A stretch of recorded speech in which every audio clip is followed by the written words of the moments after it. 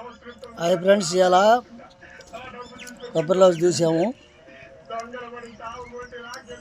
పాకం పట్టింది, వేరే సెల్ వీడియో తీసాము. ఇప్పుడు కొబ్బరిలో అయిందాన్ని పాకం చేసాం ఫ్రెండ్స్.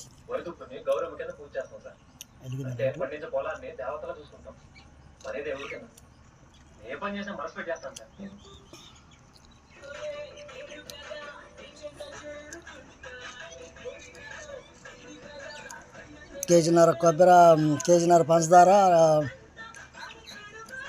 10 కొబ్బరికాయలు,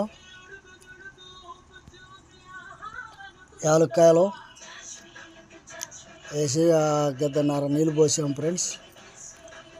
పోసి పాకం పట్టాము. పాకం పట్టిలో బియ్యం ఉడికినాక, పాకం వచ్చినాక దీన్ని పోసి కొబ్బరిలో తీసాం ఫ్రెండ్స్.